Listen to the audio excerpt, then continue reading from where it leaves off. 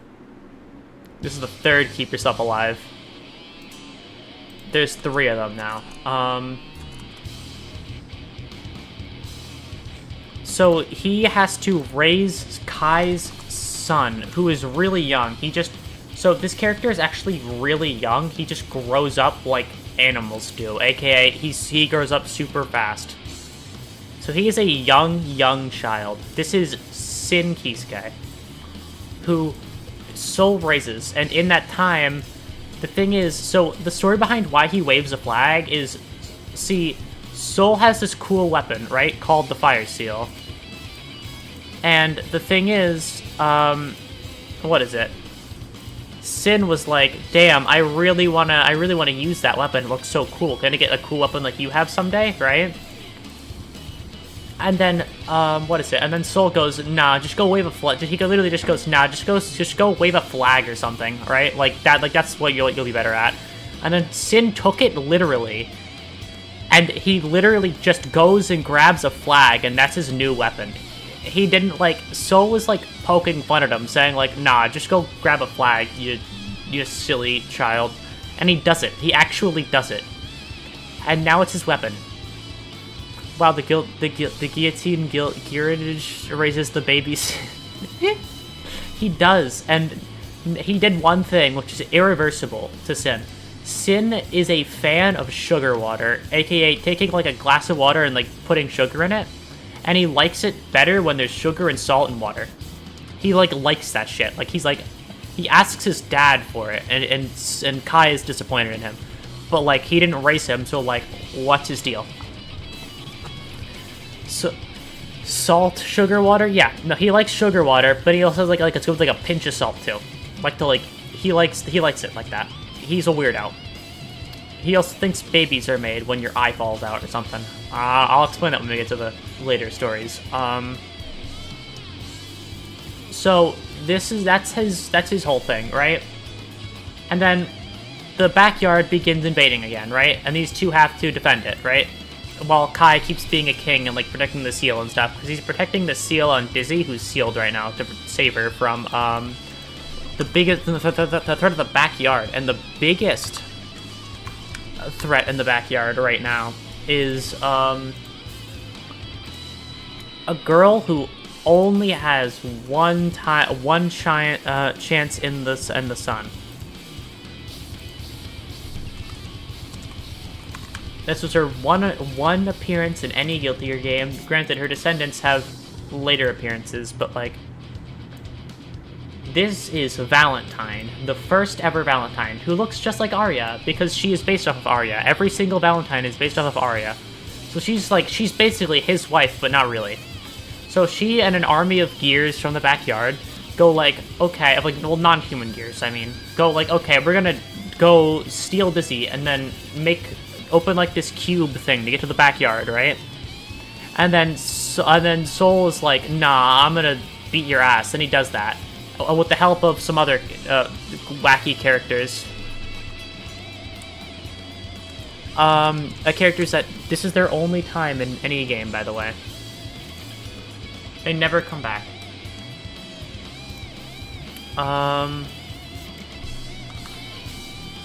What is... I had to remember the name of the second guy. Yep. So they kind of work with the help of a gear and a Oni. Oni exist, by the way. They are, like, a real thing. And we don't know any of them besides this one guy named Izuna. He's a fox boy. So Izuna, like, helps them. He's really good at teleportation magic, but nobody else is, right? He's like, here, I'll help you guys. I'll figure this shit out, right? And they also meet up with the gears that have their own free will. Like, the ones that aren't controlled by anything and, like, live in autonomy and just want to live in peace. And their leader is a guy named Dr. Paradigm, who is this little bird dragon in a bubble. He's also a scholar, but he's a bird dragon in a bubble. And all of these guys... Well, you love him. Yeah, he's super, like, he's an Exard too. He's very silly. and all these wacky characters fight Valentine, and like and then they all like decide like let's win and like beat her ass and stuff, right? But like they fight her forces, and eventually these two are off for later, and so is Valentine. So now we are in a situation where the only characters involved here, I said you're off, Valentine. The only characters involved are these three, right? And then Sin's like, I hate you, Dad. You're so annoying, right? I hate you. And then Sin runs off, right? He goes like, I'm mad at you, Dad. You kind of ruined everything, right? Like you're a bad father. You don't treat me well, and you don't treat my mother well either. And then, wait, which dad? His actual father. Not his adoptive father. His actual, not like his like, basically foster father. But it's like actual father. He's like, I fucking hate you, and then he runs off, right? And then they're like, oh, well, he'll come back. Like, he's just having a moment, right? And they both go, wait a minute. They need Dizzy's DNA, right? To, like, open a portal to the backyard, right? And then they realize, they're like, wait one fucking second. Dizzy is my wife. I had a kid with her. That kid is Sin. Sin has her DNA. Valentine knows this. Valentine kidnaps Sin. And then they go, fuck, and they go and try and find her. And well, he doesn't. He gets an army. Kai amasses the Illyrian army, and he goes to fend off the gears, and to give Soul a pathway, right? So Soul, with the help of Dr. Paradigm and Izuna, all make their way to face Valentine. And now it's time to switch to the best track in all of Overture.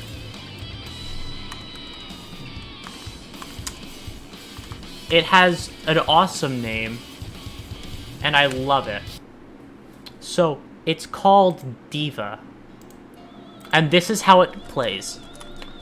So, basically, Izuna and Dr. Paradigm leave it up to Soul, who goes to fight her in the backyard, right? And then also, Soul takes a bit of a change in appearance at this point, right? Which I'm gonna switch up, because he actually gets a change mid-game.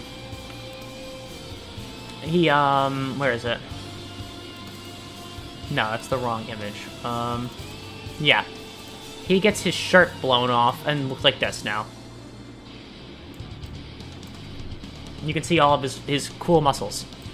And then him and Valentine have a literal boss. They have a boss battle, like because this game wasn't a fighting game. This game was a beat 'em up game. Mid glow up is crazy. Yeah, he glows up mid game with this like cool ass outfit. Like the shirt blows up, and he has kind of like he looks more like cool. I don't know. I like him better this way. They fight, and then he kills her, and then she dies, and then she's like, Frederick, which is his actual name. That Soul Bad Guy isn't his real name. He's just a Queen fan. And then he's like, Aria, fuck, I killed my wife again. I miss my wife tales. And then we move on to Exard, where he's like, well, not Exard, we move on to the in-between, the pachinko machine game. So Soul Bad Guy still has a bounty on his head, because he kind of is a bounty hunter. You'd stick with Soul too? Oh, why? Because Frederick is his name? Yeah, his actual name is Frederick, but then he's like, I missed my wife tales, and then because he kills his wife again. And then it's time for the pachinko machine, aka, I forgot the name of it, fuck. This is the time I introduce another fan favorite character, by the way. Which was introduced earlier, but like is only really story important. I know other stuff happens, but it's only really story important until that one, right? Where we introduce... let me just pull up an old Accent Core picture, because this is everything that isn't Strive will not have a Strive image, is my take. That's fan art, I can't use that. Where's the official art? Is this it? No, yeah, here it is. I want it, can I have it bigger? that one's not perfect. Can I have a... I'll just use this one. Screw it. Doesn't have to it doesn't have to be large. I can just take the tiny one. Okay. So a new fan favorite character arrives to claim the bounty placed on Soul Bad Guy's head, because you know they gotta kill him now, right? Because he has a bounty on his head because he always does, because he's a bounty hunter and stuff. Bridget arrives on the scene to beat up Soul Bad Guy. It goes horribly. Bridget does not win. Bridget gets her ass beat, right? Like, Soul just takes it away the whole way through. Brisket does not win. I'm so sorry. Brisket goes away now. So, the thing is, though, he took one thing from Bridget for the time he fought her. He's like, damn, that yo-yo is sick. Can I just steal it? And then he does. So, he takes the yo-yo to upgrade his gun. That's what the that's what the pachinko machine is around. The pachinko machine is just Soul Bad Guy going, shit, I need a better weapon. And then he does that. He upgrades his weapon in that one. That's literally what he does. Probably more too, but I don't remember any of it. But, what is it? I'm gonna put on some more good background music. Here, let's listen to Kai's theme. Kai's theme is good. Holy Order is just, like, really good. So, the thing is, Soul goes like, well, it's time to have my Guilty Gear Exard sign when a new threat steps onto the scene. The Greater Will has yet again arrived to say, hey, look, we have an issue. We take issue with you. And we're going to send out a new person to kill you all, who is also a character that, what is it? Who is also a character that works for the thing called the Conclave, which is also the UN. They are the same thing. So she works for the Conclave, which are like one of the biggest big bads, right? Who want to like revive justice just for themselves. I gotta write out her full name because it's time to introduce. Ramlethal Valentine steps onto the scene and declares war on the entire world. She steps up and says, I'm going to fight you all. Which, I hate to say, does not go very well. Because, yeah, Burger Girl, she arrives on the scene, not even with a taste of a burger yet. Some people declare war on the entire world. Yeah, but like, and just like everybody who ever has declared war in the entire world in the Guilty Gear lore, she does not get away with it. Because she does, in fact, get a volcanic viper and then dies. Not really. She gets a volcanic viper and then taken away into custody by Soul Bad Guy instantly. Like a week after she declares war. Yeah, she must have been pretty cocky? Definitely so, because Soul just beats her ass literally instantly. Like, she doesn't even get a weekend with her declaration of war before he beats her. And then she gets taken into custody, and then we get later stuff. So this is the part where my lore knowledge gets all kind of messy. Because, Exard is really good, but it's really long, so I'm probably going to miss a lot of the important details.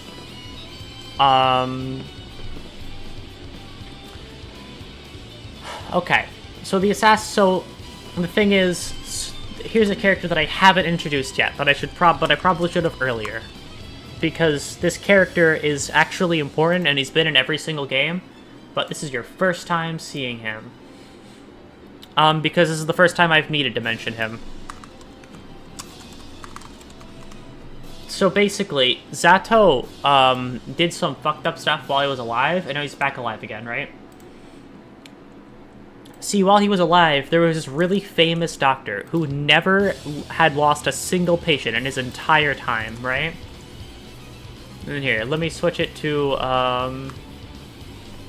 just a absolutely stellar theme. What's it called? No, I'm just gonna look it up.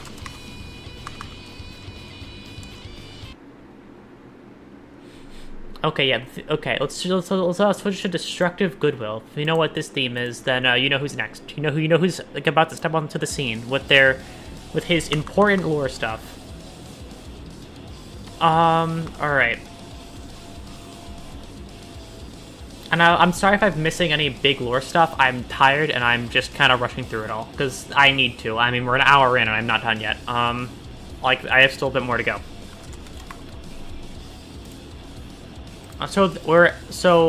Somebody new steps onto the scene. A doctor named Faust, who had his patient killed by Zato way back when, in the first game, and it made him go insane. He started killing people. He became a serial killer. We're about to be here for another 4 hours. I wish I could make this 4 hours, but I think we'll maybe for another hour, maybe. Okay, so remember how I, like, canceled this stream last time? That's because I didn't have enough time for it. I had something, like, planned later in the day, and I literally did not have enough time to go over this all. So, like, that's why I canceled. Lauren Faust, you love that movie?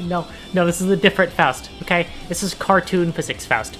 But then he goes, like, he's a nice guy, he helps everybody. And then he's like, I fucking hate you. Oh, where is he? I hate you, and unlock up here. Yep, I hate you, Zato1. You literally killed my patient. You killed this young girl because you're a bitch. You're a monster. Oh yeah, we also have a thing later on. Yeah, we have another thing is happening later as well, which I'm very excited for. So these two, he's like, listen, I hate you, but I'll help you, even though you got revived by the Conclave, which revived him, because the Conclave is weird. I don't know. I don't know why they did it. I forgot. I'm too tired to remember. So then these two have their whole thing, and then Faust goes off to do his stuff later in the story. He's not for now.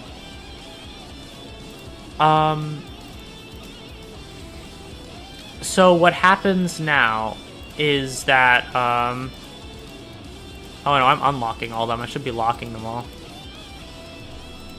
Considering I have so many images now, I have to scroll through all my different scenes, because I have every image with its own scene, so I can move them around individually. So basically, this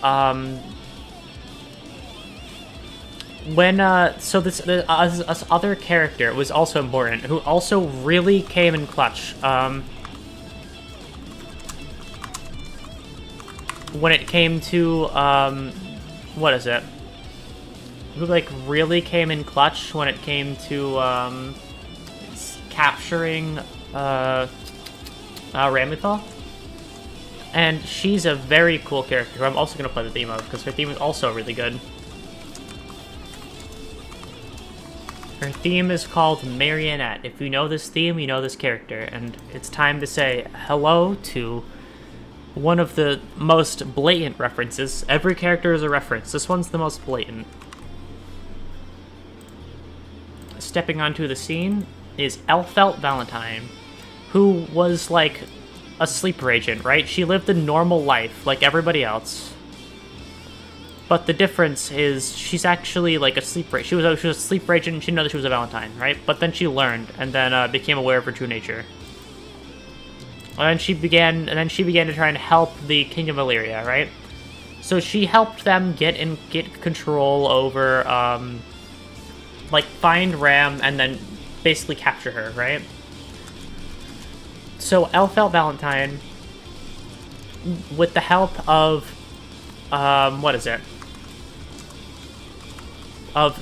with the help of Sin Kisuke, began to try and rehabilitate, began to try and rehabilitate, Ramithal. Meanwhile, some other stuff happened in the background, which is also important, but, I'll go over that in just a second. Because this one's just kind of a blanketed statement the next time I'm about to make, so, I don't really need to go too crazy for it. But, so, yeah, welcome onto the scene, Sin Kisuke. Sin Kisuke is here. Hi. I need to switch themes now. This is important. This is the most important theme switch I've ever done. Over the course of the best sequence in the entirety of Guilty Gear, this theme plays called Birthday Train, where Sin Kisuke... Who am I clicked onto right now? Who are you? Oh, Elfelt. Well, I need you, Elfelt. Where Sin Kisuke, Elfelt Valentine, and Ram all bond, right? It's like another important character I have yet to mention, but you know. I'm talking about this out of order. All bond. And the thing is, she's like, I still don't really care about anything. I don't care about humanity and all that stuff.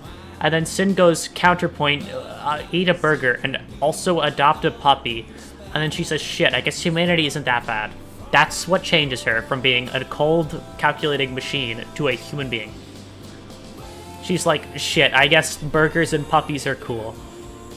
And then she is gone now. And then these three are just kind of hanging out in the sky.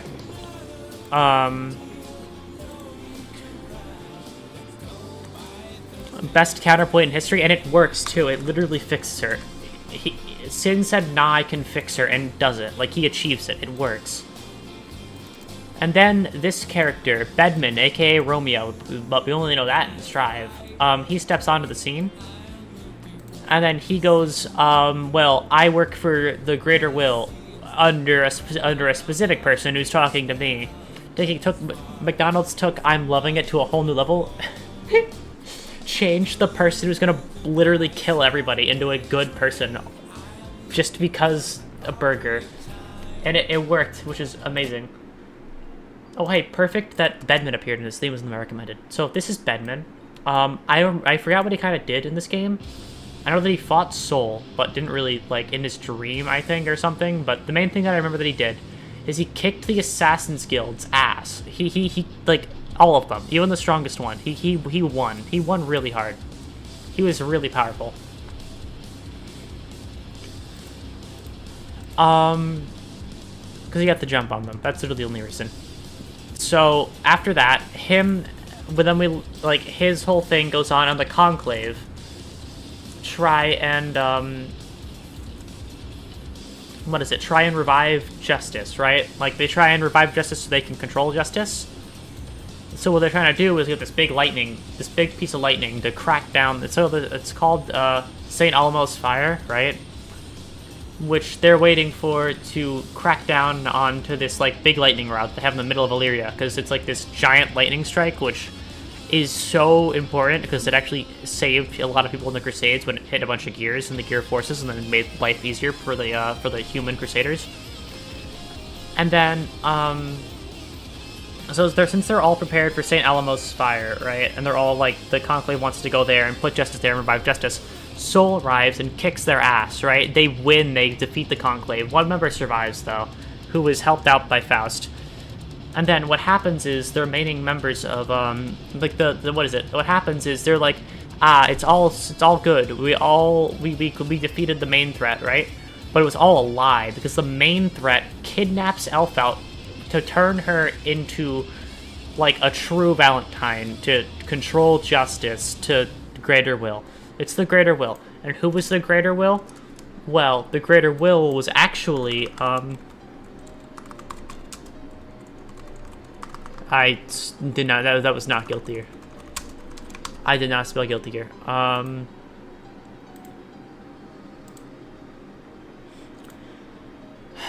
Welcome to a character who's important for this game only, and is not playable, but I wish would be playable. That would be cool.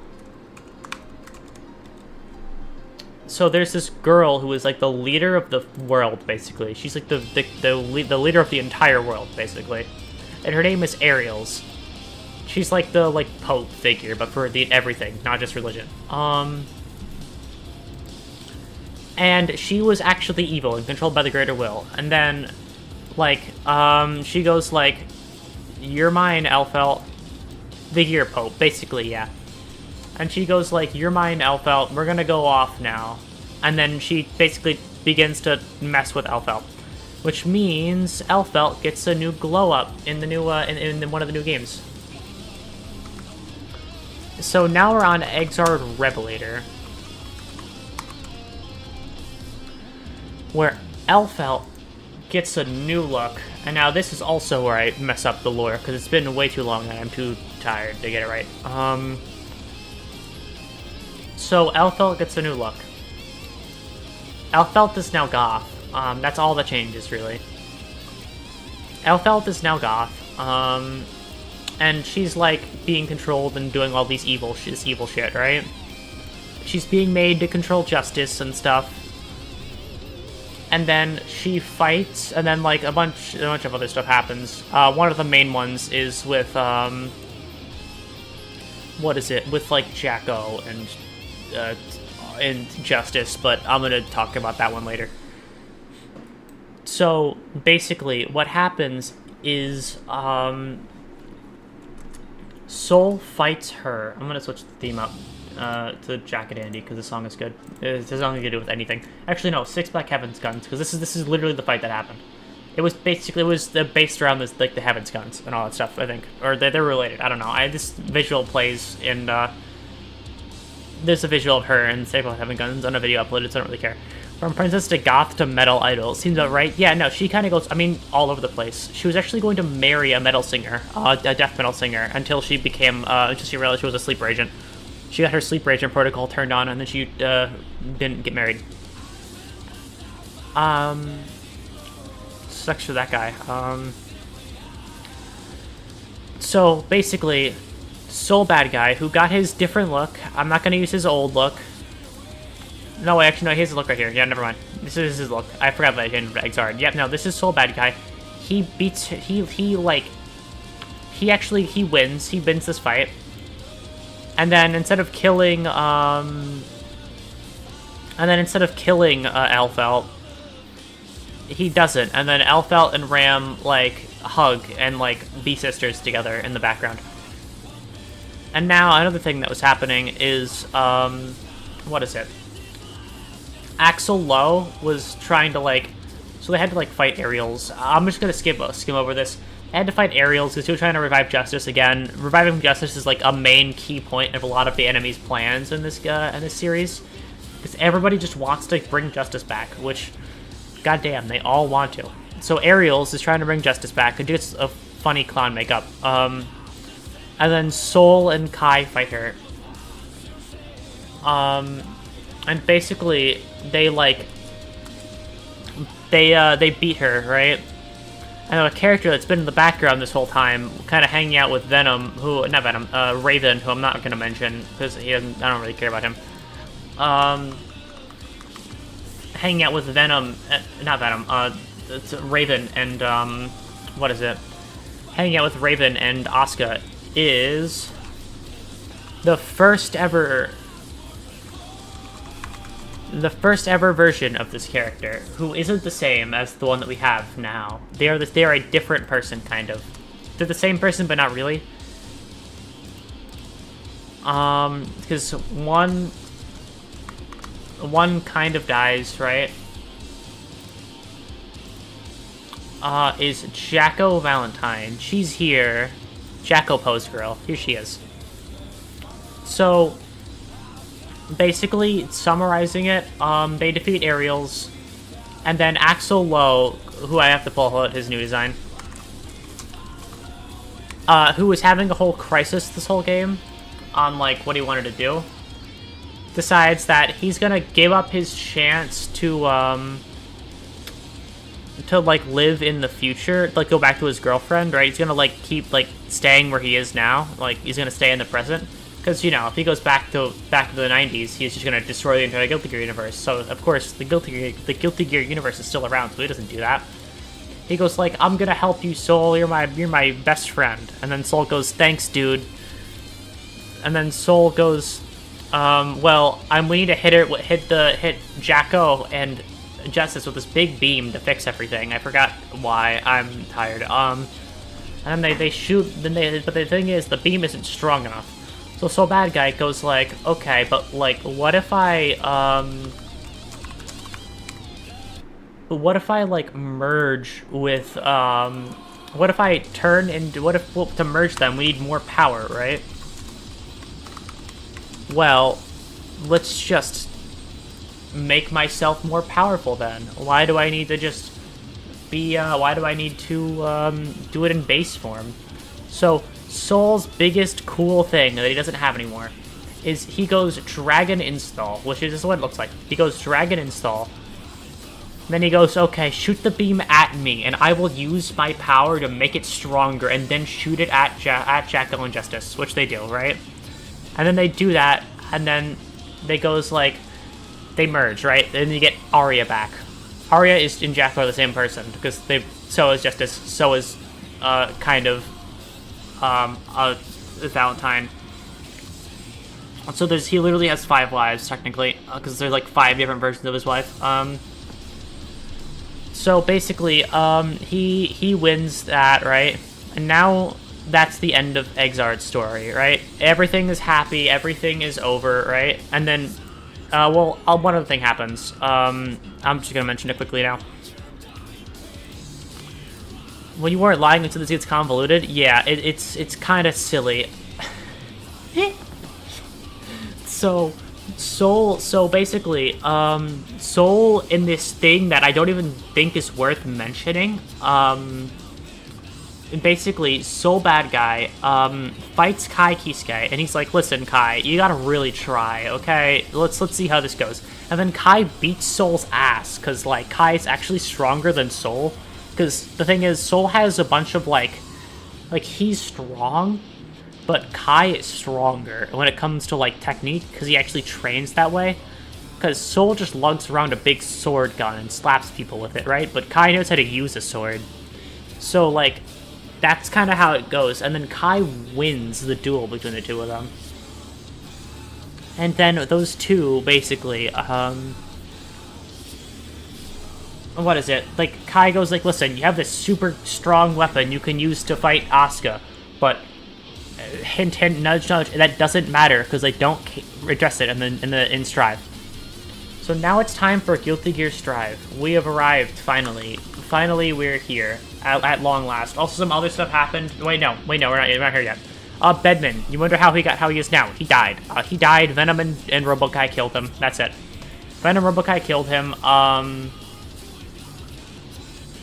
A bunch of the Japanese people turned into gear monsters because they got experimented on by gears. They got turned into monsters and all blew up. But, like, they're gonna blow up in the city or they get cured. So Faust went around and cured a bunch of them with the syringe that he has.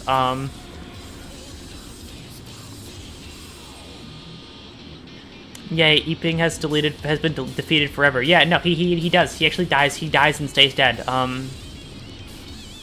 But Faust cures all these people because he's Faust and he's just how cool Faust is. I'm gonna switch it up to Big Glass Sonic again, shall we? No, Sky should be high. This song, if you've played Strive, you know the song. It actually has lyrics, by the way. This isn't just a starting theme. If you load long enough, you will hear that the song has lyrics.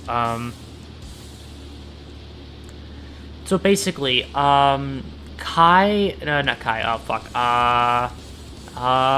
okay, so everybody works together, the Assassin's Guild, and everybody, they all, like, win and, like, save the day, basically, right? They cure all the Japanese people who were turning into monsters and stuff.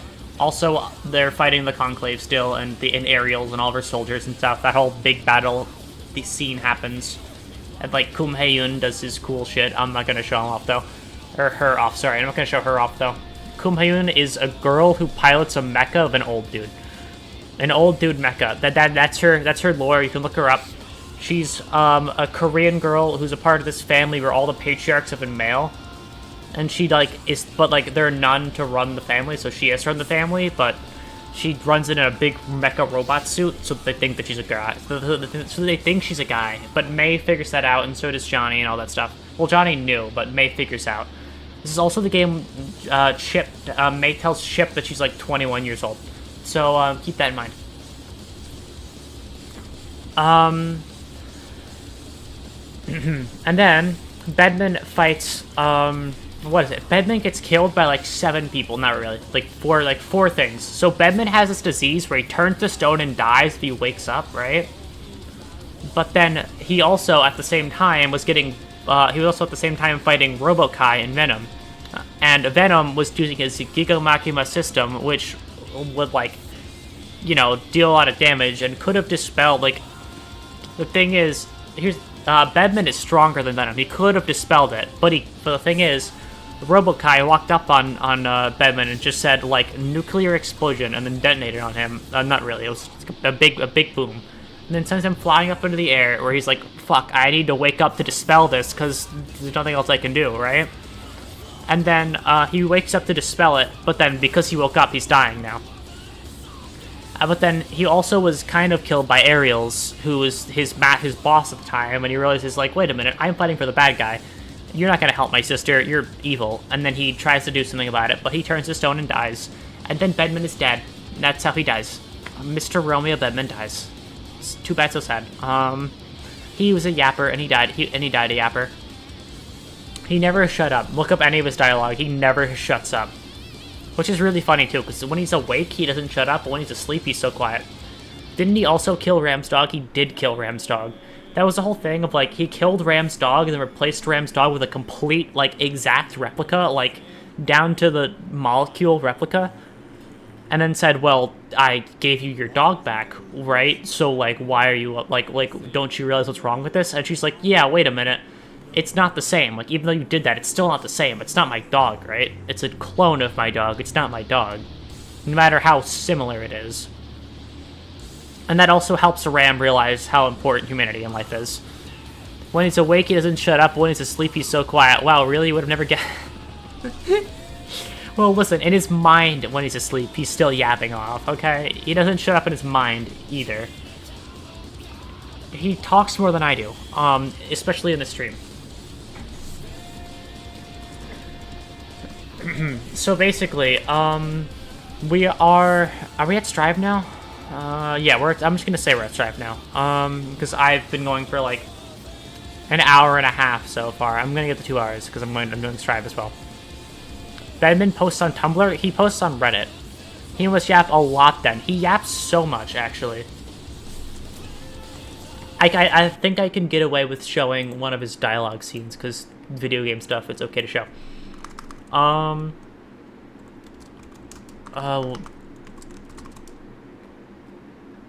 What is it?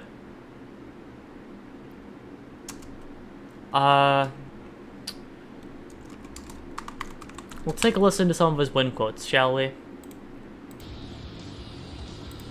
Play it. Okay. So, this is what happens when Bedman wins. When he wins in a round. Yeah, that's why Delilah has the updoot headpiece, right? Yeah, because he has a down-doot headpiece. His is down, hers is up. But Bedman's win quotes basically go. Well, I think that marks the conclusion of our little tete-a-tete. I'm a little afraid. I'm sorry, it's loud. Showing I might well break you, so exit stage right then, if you please. You're hardly a match for, well, my glasses, let's say. Perhaps this is a blessing. Bedman, win. Do you understand that he doesn't shut up? He literally does not shut the fuck up, ever. But all that really means is the skilled live and the unskilled die. Since you're clearly in that second group, maybe pick your fights a bit more carefully. You understand what I'm saying? It's never going to matter how much Can you hear how he just he speaks like force like a paragraph every time he opens his mouth. You are clearly nothing more than a pawn, so I must ask that you complete your task flawlessly. Isn't that after all the entire point of a pawn? To be used by a greater power? Remember, sacrifice and Bro, it's the Yap Master 3000. He literally is. He does not shut up. It's so funny too, because he's always sleeping. He's always sleeping, yet he talks more than any other character. Like, please tell me the subtitles are just a whole last paragraph? They are. Let me take a screenshot of this. This is what happens when the subtitles come in. They are like a wall of text.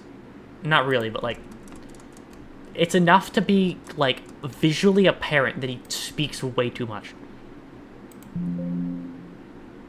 It's not Windows noise.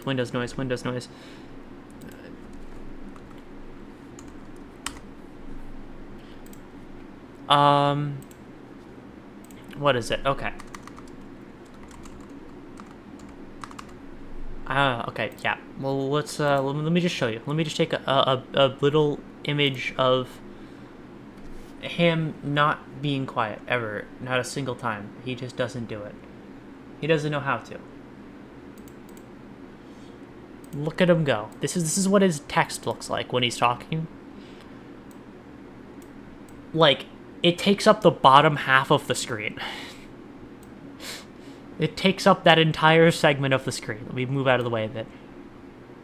Look at that face. Yeah, he looks like a smug bastard the entire time, too. He literally covers the entire bottom of the screen. Like, he just does not shut the fuck up. That's why we love him, though, okay? He speaks in paragraphs. He speaks in Reddit quote threads. He is a masterclass at yapping. But he does not shut up. That's one of his big things. But like he's a yapper, qualified too. But as it is now, everything's solved, everything's fixed, and then Sol and Asuka meet each other and they look face to face and they go, "Her, I'm gonna kill you," and then they get to Strive. Let me pull up the Strive theme. It's time to smell the game, where we go to America. Asuka is like, damn, I'm gonna road trip, America time. Sol, Sol is a hero, by the way, at this point, right? He's a hero now. America, he goes to America, right? And he literally just meets up with the president of the United States of America, and then says, hey, can you lock me in a secret room in the bottom of the White House, please? Thank you so much. And then while they're doing that with him, right? While they're doing that with him, and the driver, who isn't really that important for now, but is important, it's time for me to update all their images to their Strive models, because we're finally here.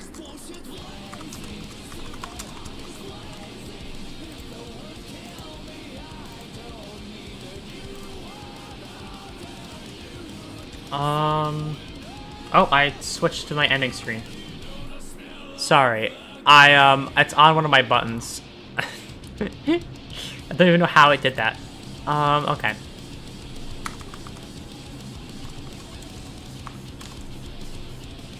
It's Giovanna time. Giovanna. Surprise, Giovanna was driving the car. She's a Secret Service. She's a Secret Service member who works for the president. You should probably change that. Well, it's not even on a key that I press often, which is so weird why I changed. It's on my, like, backslash, aka, like, double line key. My line key, like, straight up and forth line. I never click that. I don't know why it changed. I might have just accidentally clicked it while I was backspacing, because it's, like, right underneath. My bad. I could probably make it 2 buttons or something. I don't know. Make it things. Point is, it shouldn't be on any key. That's true. Well, you know, I have it on keys because it makes it easier for me. Or just click the scene. Shh, shh, shh, shh, shh. Shh. We don't worry about it. Okay. It's sillier that way. I make a mistake and it's funny for half a second. Don't worry about it.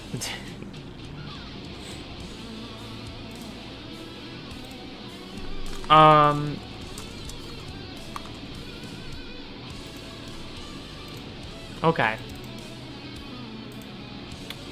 I'm too stubborn to change it right now.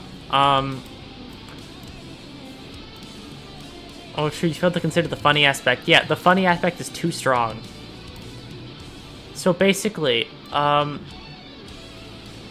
Giovanna is driving the car, and then Anji flies up ahead, and then, like, opens the top and goes, yep, that's him, alright, that's the dude, bye-bye.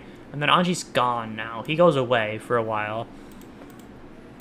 And then, at the other side of the world, a character who I mentioned, like, once is back again.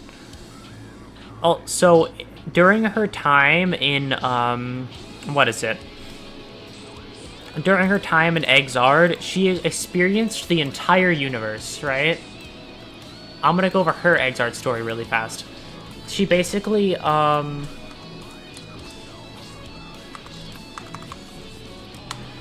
she kind of went through it. So what happened to her, right, was she learned about every single timeline of her existence. Every single one. Which, and I gotta update the first the time she learned that. So, in Exard, with this look, she went through every single version of her existence. She regained her memories and more.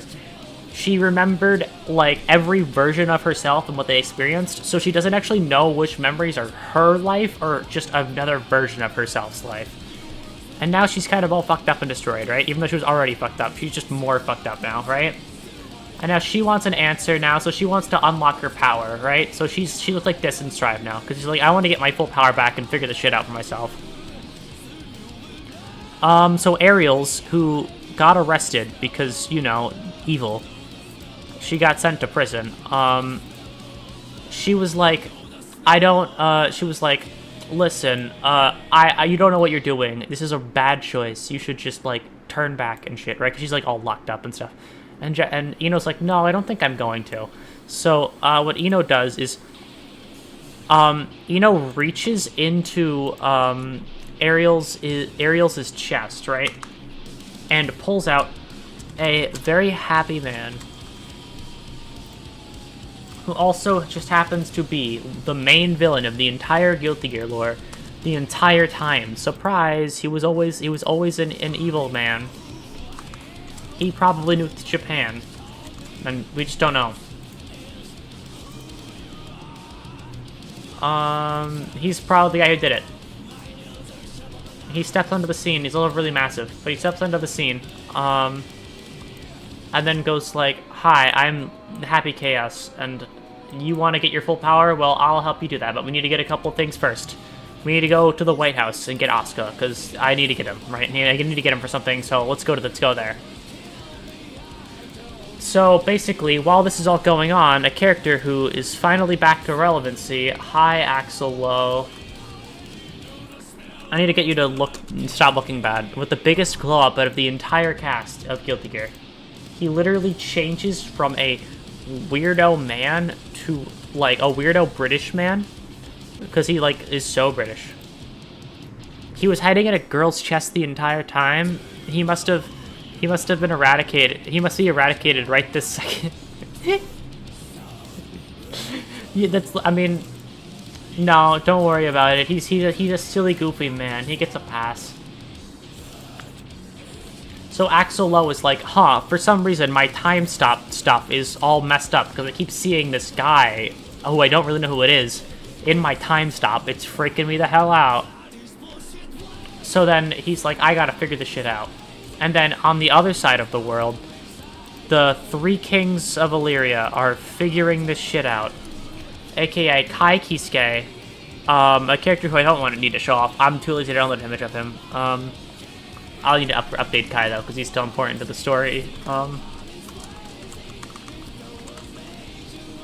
Oh yeah, also in Exard, Johnny and Leo fight Bedman, and also Slayer fights Bedman, but like that's not important. Probably kind of is, but I don't really care. I don't care, so it doesn't matter. That's RoboKai. Where's Kai? Hi, Kyle Kisuke.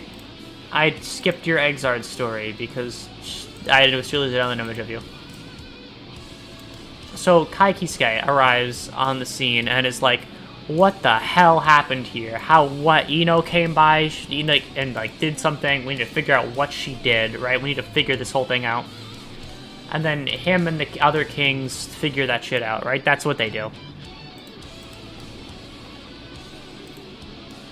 So what happens is Happy Chaos and I don't need Axel right now, and Eno, right?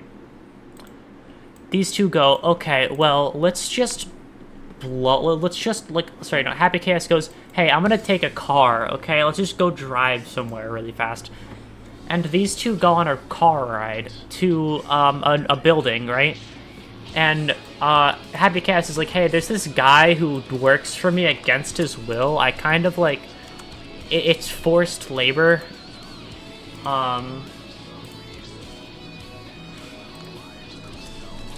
And, I kind of need him, because if we're going to fight Soul Bad Guy, I need him, because his sword is really cool, and he's, like, an immortal vampire. He's a vampire samurai who's buried underneath a building. Nago appears, who literally hates Happy Chaos. The moment he gets a chance, he tries to kill Happy Chaos and Eno. But then when Happy Chaos controls him, it goes, nuh-uh-uh. And then, these three make their way to the White House, right? These three go on their merry way to the White House. And then, well, the thing is, well, not all of them, not yet. One thing happens is, where is she? Where are both of them? Yeah, okay. Axel and Eno kinda, like, meet up, right? Because Eno, like, Axel, when the building exploded, Axel stopped time and saved everybody, right? He saved everybody in the building explosion, because he's just that kind of guy. And Eno, kind of comes over to say hi to him and goes, damn, you did all that? And he's like, yeah, I did all that. And then she gets taken into custody, and then now kind of just, like, sits down for a lot of the game. She kind of sits into custody, and then Axel's like, Axel, Soul, and Jacko. I need to get a new Jacko. And also another character arrives onto the scene. First time here.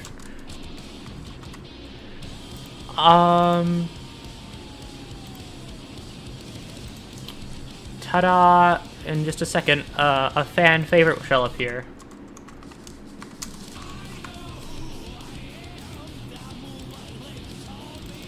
Chip Xenof arrives. Ta-da! He's here now. And then while they're there, looking at like Eno's stuff, right? Soul Bad Guy. I need to change out Soul Bad Guy.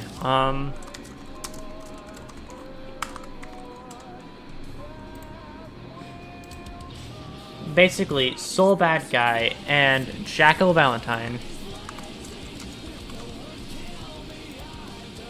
or just Jacko at this point. She's just Jacko, not Jacko Valentine anymore. Finally, he's relevant to the story. Yeah, he's finally relevant to the main plot, at least. He always had a side plot going on. He ran a country, right? But that had nothing to do with anything. He just was running for president against nobody, so it doesn't matter. So, Soul Bad Guy and Jacko Valentine. I need to make Soul Bad Guy manipulatable. Soul Bad Guy and Jacko Valentine. Let me grab Jacko again. Who are basically together now, right? They're like, they hang out a lot more. Instead of not doing that, they do that now.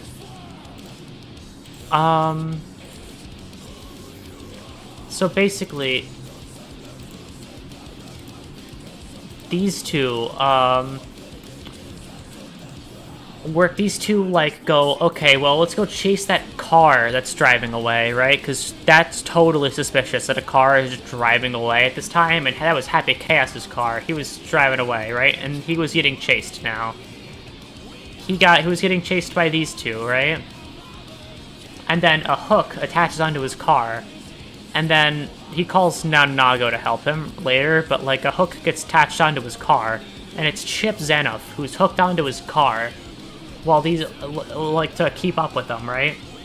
Which I don't know why he does that. I'll get into it in just a second. Because then these two are on a motorcycle, chasing down, what is it, Happy Chaos, and then he calls down Nago, who drops from the sky.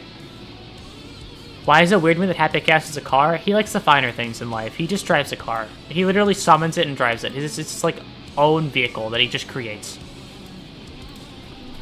So basically, he calls down Nago, who cuts the chain that Chip Xenof has hooked to the car. And then Chip Xenof starts like sliding away, right? Because he's not connected to the car anymore. So then Anji Yumito arrives at the scene, right? And then Anji Yumito, like, lifts him up by, like grabs him by the hand and gets him back on his feet. And then Chip just starts running as fast as the car, by the way. Like, ninja running, not really like Naruto, but like ninja running. Like, arms crossed in front of his chest. He just runs as fast as the car. Like, a bit lagging behind it, but faster than Soul's motorcycle, right? Like, he's still fast. And then Anji is riding on a bunch of magic butterflies. And then these two make their approach. And then Happy Chaos like messes with Anji in some way I couldn't really think about. And then these two, and then like he saves Anji, right? And then these two aren't important anymore for the next while. Actually, for the entire rest of the story, they aren't important. That's their one. That's his one scene. And then these two, then like Jacko saves Chip and saves Chip and Anji because they're about to fall off a a mountainside. And then Nago gets sent away, and now it's just these two. And then Happy Chaos goes, "Did you know what come first?" So he goes, "What comes first, the chicken or the egg?" "Well, the omelet, duh." And then they fight, and he shoots him, and he's like, "Huh, I'm not healing. What the hell?" That's because Nago's sword ruins his healing properties, so he can't heal anymore, which really screws with him. So like when he gets shot by Happy Chaos, he can't heal, or it takes longer to heal, more like it. Now, because now Happy Chaos has special bullets now because of Nago's sword, he like samples them.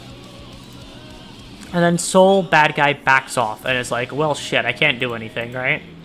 And now they're having now back in America, where Asuka's in his own little room, they're having a peace summit, right? And then Happy Chaos stumbles onto the scene because he's Happy Chaos. Of course he does. Is there? Please be my recommended. That would be so top tier. No, okay. Literally sucks, actually. So now it's just Happy Chaos's time in the spotlight, right? It's his time in the scene. He drifts up and kind of hangs out, right? He goes, "I'm gonna go take over the White House now," right? And he has Nago help him. And what he does is he turns all the White House security guards into his puppets, like these soldiers that work for him, with this silly little bunny head, right? That has like his chest logo on the face. And then they all work for him. They lose all like ability to think for themselves. And then at the G4 summit, Daryl is there, one of the kings of Illyria, along with Leo Whitefang and Kaiki Sky. Daryl is here, and like who also is here is Giovanna. Not really, she's not really there. And Gold Lewis, who's also here, but not really. They're not really important, so I'm not gonna grab their pictures until later. But basically, what happens is he takes over the White House. He controls the whole thing, but he doesn't realize that in a different room in the White House is Soul Bad Guy, who saves the president, and they run off into hiding while he controls the whole thing, right? And they kind of try and figure out how to like fix things while Happy Chaos turns the White House into a giant airship, because it always was. Since the Crusades, it got turned into that, and that was kind of like its secret thing. So now that it's this giant airship, they fly it away, right? They do. He flies it away. And his goal is to fly it. He's got to save the President of the United States. Exactly. He does, actually. The President of the United States also has a robot arm, by the way. I'd also like to mention. That's like an important part of the story. So what happens is Happy Chaos wants to fly the United States of America's, he wants to fly the White House over the Mexico border, so Mexico shoots down the White House for going over the border, so that he can, so that he can start a war between the two countries. His reasoning is it would be silly. He literally just wants drama, like he wants it. He's tired of the story being normal, people having a good time. So he says, okay, how could I spice this up?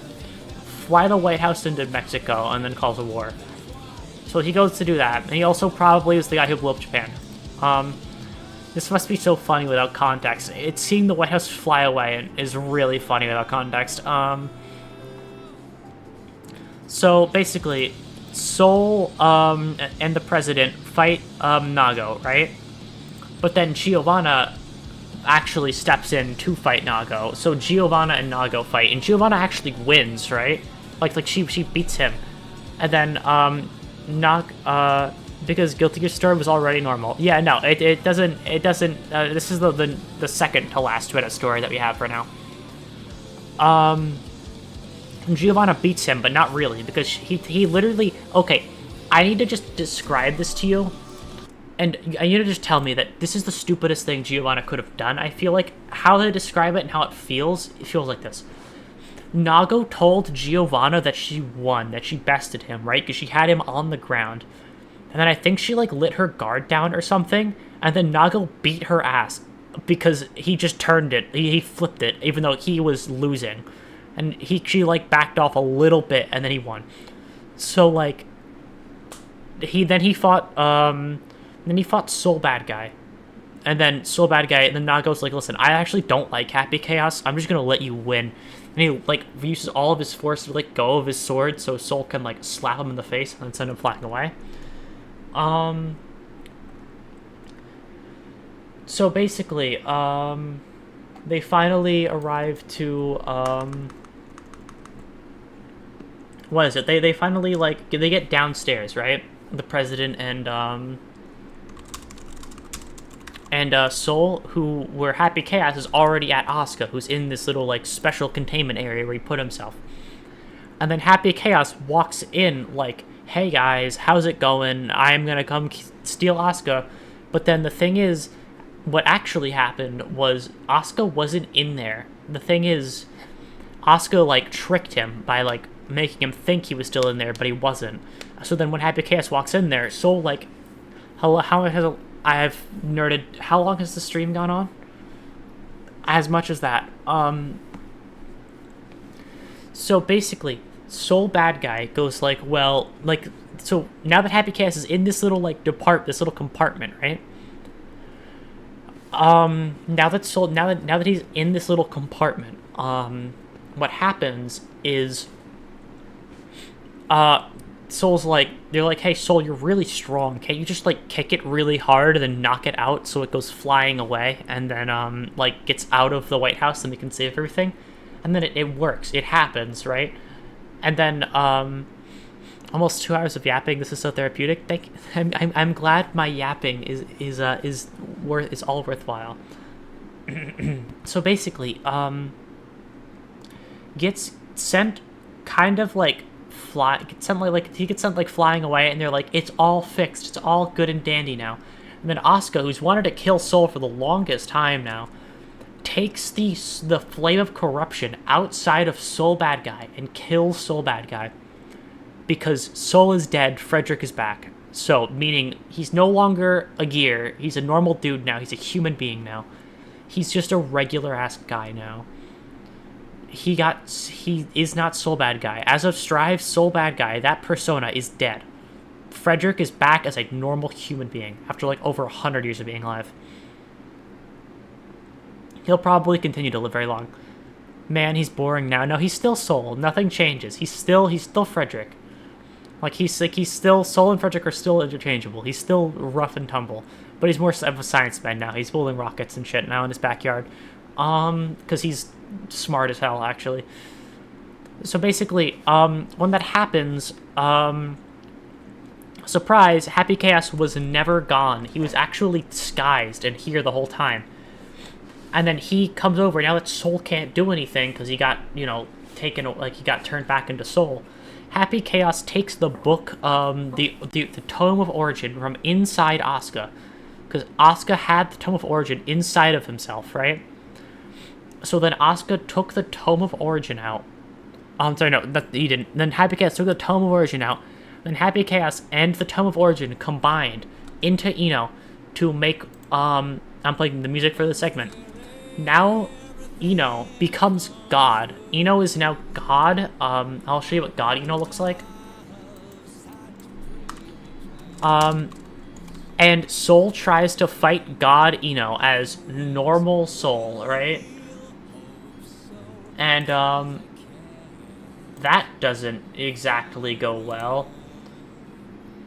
Because, he's a normal-ass dude now, right? He's still powerful, but he's not a, like, he doesn't have the flame of corruption anymore. He's considerably weaker here. Let me show you what it looks like in God mode. This isn't it. Oh, I wasn't clicked on it. Okay. So she becomes a god and looks like this. Her glasses are flaming and stuff. So she becomes a god now. And her whole goal is to give everybody else godhood, make them all just as powerful as her, so they destroy the entire universe and start it over again. And her goal is to have that keep happening until she finds the answers she's looking for her place in the universe. So she's just gonna keep ruining it, like breaking everything until it fixes itself in a way that like makes sense to her. But then, you know, Kai Kisuke is like, is what happens is the coldest line in all of Guilty Gear is said by Kai Kisuke. He literally, this is why I like Kai. What happens is Jacko's like, shit, Soul is down and I am like sad about this, right?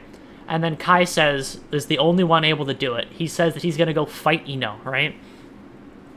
Like he walks off to go get ready to fight Ino. And then Jacko stops him to say, you should, like, wait, she's all-powerful. And then Kai stops to literally say, only all-powerful, and then he walks out to fight her. He, like, it's the coolest fucking line out of the entire story. Like, she's only all-powerful, and then he goes to fight her. And then he, you know, gets to her, and then she's like, well, the flames of Juno and the scales of Juno and the flame of corruption are gone. So, like, it's all good now, right? Like, I can do my shit. What's God do not believe? No, he's very much like a believer character. He just doesn't believe that, he, like, believes that he's strong enough to, like, he has enough confidence in himself to fight Ino.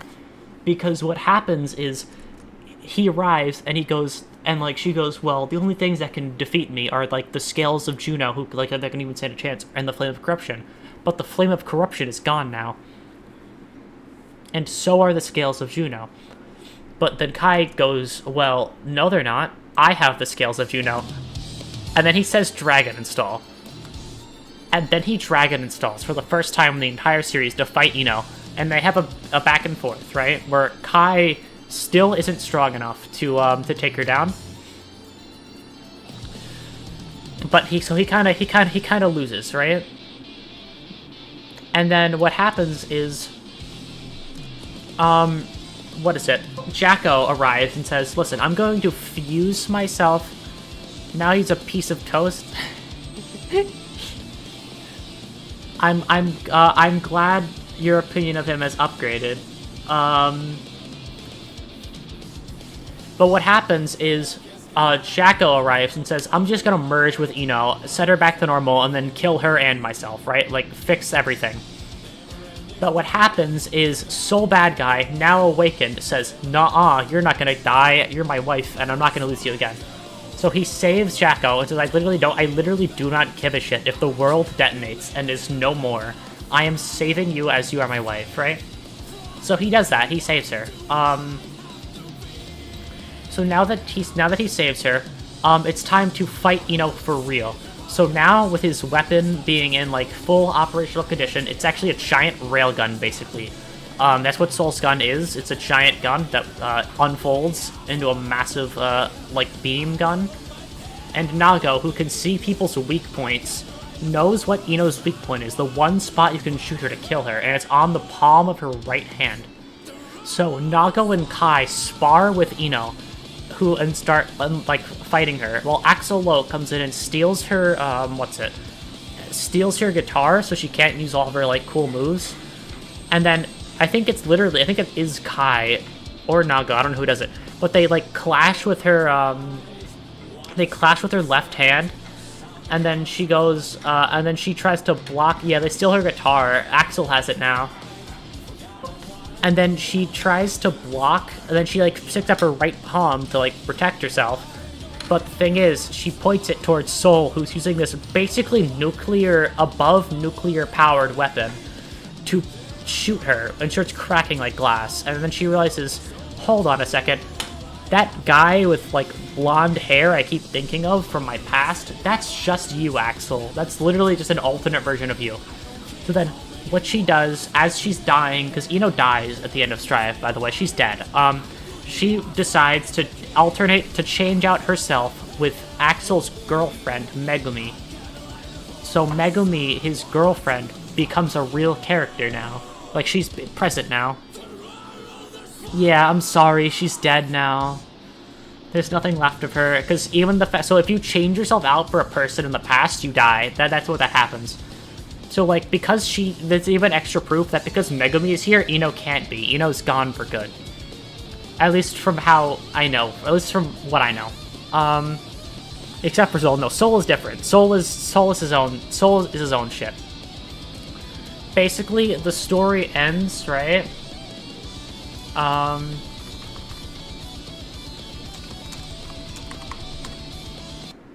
So the story ends,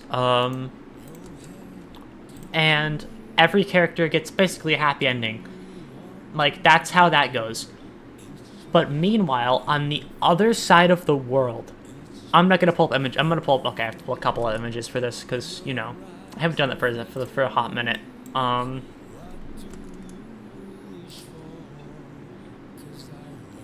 Is this where I was pulling up images, or was it here? I don't remember. I'm guessing here. Okay. Okay. Actually, no, it's not here. I think it's... no, it's here. Okay. So, the one who, appears. It's finally time. I know you've all been waiting for so long for this. A character finally becomes fully relevant now to the thing called Another Story. Are you ready? Are you ready to hear the beginning of this theme? And you can guess who it is. I'm gonna pull the character up. And I'm gonna start working on them while I play the theme because the theme actually is a really long intro. Guess who's here? Guess who's important to the story now? The character that's been around since the first game. Surprise! She's here. Baiken steps into the scene. So, what happened was... Baiken was kind of still in her whole revenge path, and she lives with Anji and Bito, right? These two live together. And, like, Anji's like, hey, there's this girl you have to look after, right? There's this girl I want you have to, like, hang out with. She's, like, important, right? She's important to you more than you'll know it, right? And then another important character steps into the scene. For her first time in the story as well. Of course, her first, like, major importance in the story. Delilah's here. And then she's like, what is it? We're at 2 hours now, by the way, just so you know. You know what? You know what's funny? I still have a bit more lore to go. I'm not done yet. I still have a bit more to go. It's not over yet. There's still more lore to go over. So these two, oh my god, she's sitting on her leg. That's really cute. So these two are hanging out together. Anji's gone now. That's his entire role in the story. So these two are hanging out together, and then she senses what's happening in the main story. She's like, oh my god, Happy Chaos is the guy who who led to my brother's death is out there. I want revenge against him, just like Baiken does, right? And then she's like, I'm gonna teleport there, right? But the thing is, she's too young and it's unstable, and her teleporting, if she does it, is going to blow up an entire city, like she's above, and kill many people, because the explosion of her magic would kill so many people. So she doesn't know what to do now, right? So what happens is Baiken, Ramlethal, and Sinkisk, a random guy who we don't know, what is it? And Baiken all fight Bedman's, not Bedman, just the bed. They all fight the bed frame and then, like, basically say, hey, listen, we're trying to save your sister, right? Like, I know your whole goal now is to protect her, but we're trying to save her. So then Bedman, the bed just, like, tries to go save, Delilah tries to, like, compress the field and, like, save her. But the thing is, it's too dense, and it, like, knocks him away, and he's gone for the rest of the story, for now. So then, Sin Kisuke, goes through this door that appeared. So there's this guy named Faust. You know, Faust, he's here again. He can open these doors to, like, in all different places that appear and, like, do crazy shit. So he kind of picks everybody up, and now they're all on one of the jellyfish pirate ships with May and April. April's here now. And then Sin has the best conversation that I can't really... Like, I have to... He has the conversation where he expresses his wrong view on how babies are made. He guesses they come out and they pop out of your eye. Because, like, his story... Okay, I have to make sure I get this right. So the story that he tells about how babies are made is that before he was born, his mom's eye fell out, right? But, so his, what is it? So Kai gave Dizzy his eye, but it didn't fit. So his eye fell out. But Dizzy just got better. And then the eye that fell out, right, became Sin. So Sin thinks he was born from an eyeball. He thinks that's how it works, but nobody's gonna tell him. He shocks everybody, but Ramethal is too much of an innocent being to know what that means, and asks if it hurt. Like if the losing eye symptoms hurt, which is adorable that she would ask that. And basically, Faust opens a giant, massive door on the back of one of the jellyfish pirate ships. I need to put some alone infection. This is his time.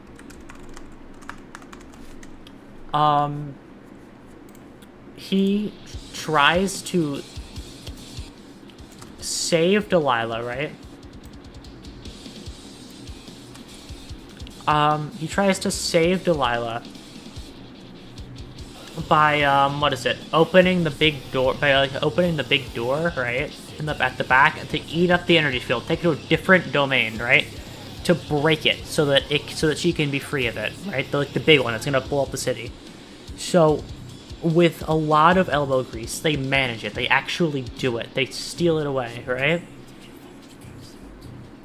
But in the process, it uses up so much energy, so much mana, that Faust's soul literally leaves his body and he becomes all decrepit in the new game. That's why he's decrepit. His soul actually left his body in the new game.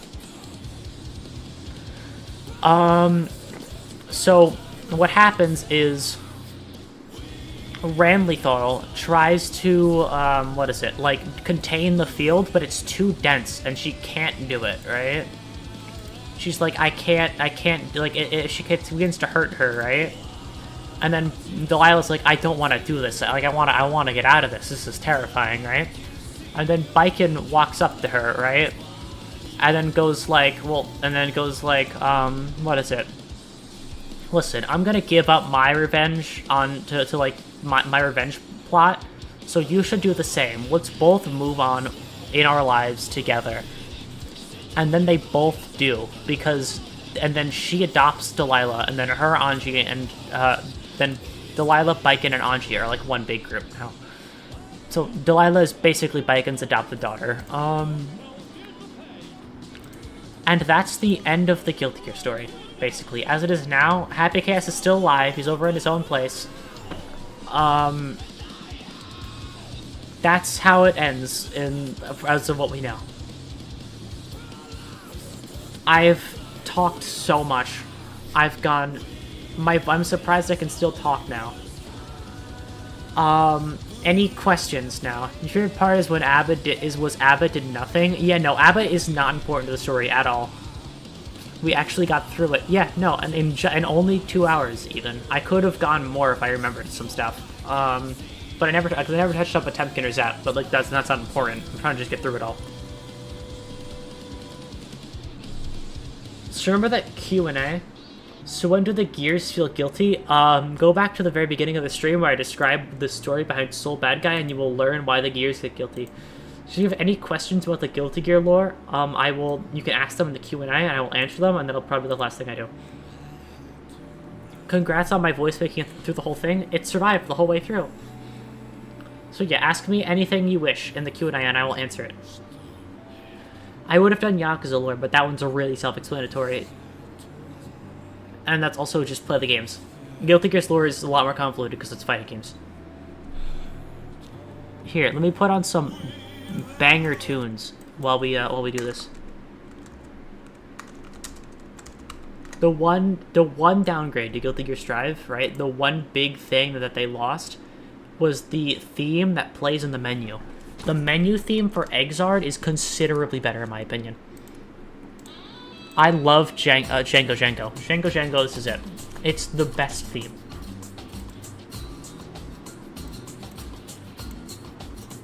But yeah, ask as many questions as you have, if you can. I don't know. But, yeah, so the Gears get guilty with Soul Bad Guy. He is the guilty Gear. He kills... Okay, so basically, the Gear is guilty. Soul has 5 lives. There's a ton of sillies. Ino is dead, and you call dibs on her hat. Is her hat even still alive at this point? I don't know. She got atomized, I think. Yeah, Soul has... So his 5... And let me clarify with the Soul has 5 lives thing. So, what that means is Soul had 1 wife, right? But then she became a monster, kind of. And then her soul, her remembrance and likeness got split up across, like, 4 other different people. So he technically has 5 lives, because his wife was, like, split up between just a bunch of other characters. His wife is a robot. His wife is still a robot. His wife is a robot. His wife is a human being, and then a gear the rest of the way through. Just a bunch of different gears that are all in her likeness. What's the point of anything? Have you considered that there are other silly things that you could steal from other characters? You could steal Ray. You could steal Ray from Giovanna. You could steal Ray, the dog. You want that? You want that? You want Ray?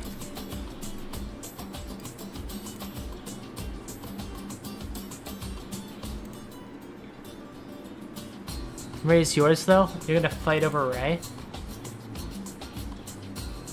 That's her dog, but that's her dog. You would take it from her? You wouldn't take it from her? You know, true. Also, who is the silliest Goofy in Guilty Gear? That's tough. Probably... I would have said Faust until Strive. I'm gonna say Bridget, because Bridget's story is really cute, and Bridget is never important to the plot. Bridget is a plot non-important character for like the entirety of Guilty Gear. So probably Bridget. Bridget's probably the silliest one.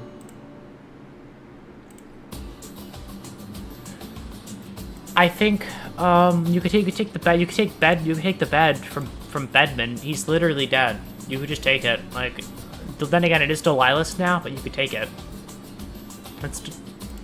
Or you could take anything else. Actually, I don't know.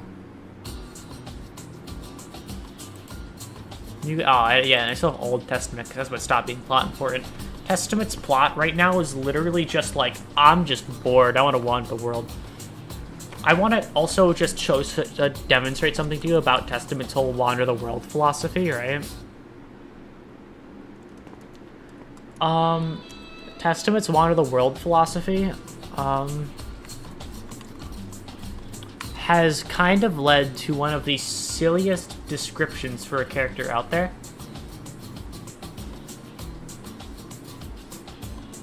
So as of Strive, right?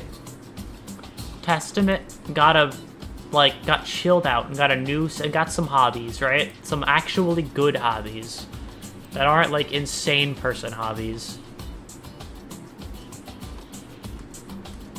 Because she chilled the fuck out. Right? Not she, sorry. They chilled the fuck out. I don't know why I said she. I was thinking about fucking Delilah still. They chilled the hell out.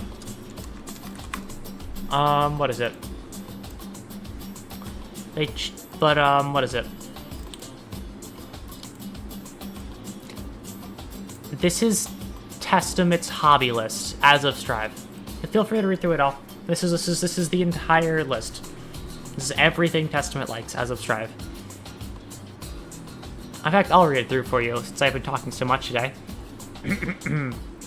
fashion magazines, DIY, collecting makeup, plastic modeling, especially giant robots, sightseeing, fishing, pottery, river trekking, road biking, appreciating operas, weight training, fortune telling, bonsai, gardening, watching wrestling, baking, mahjong, painting, not well, embroidery, mountain climbing, nail art, golfing, stargazing, touring hot springs, board games, writing sci-fi novels, barbecue, belly dance, beach volleyball, watching baseball,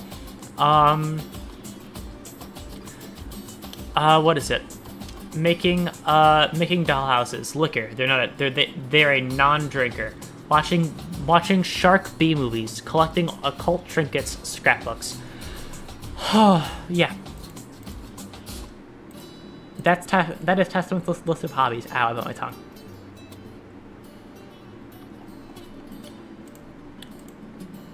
That is all of what Testament does as a strive. But after like one more question, I can't delay this any longer because I've said my piece. Oh, there's no more questions. Okay, never mind. Okay. I've said my piece. Thank you all for stopping by. It's been like 2.5 hours. Not even. It's like been like 2 hours and like 14 minutes. But thank you all for stopping by for my lore recount, which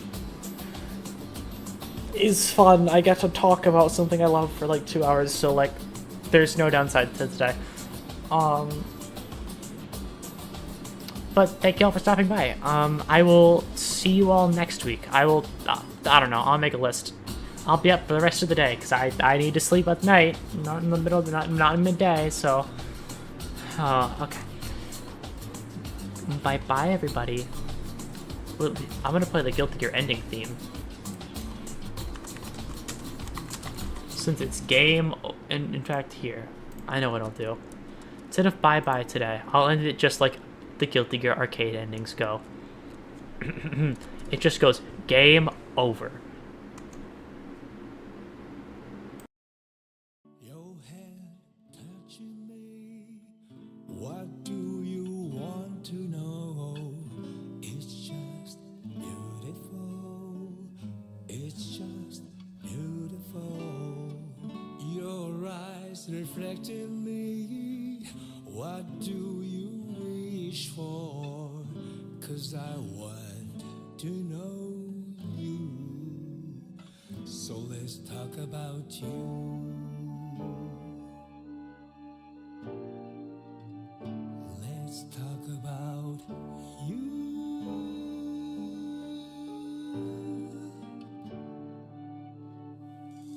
Your arms holding me. What have you lost? It's just Okay, but who actually watches the credits, am I right?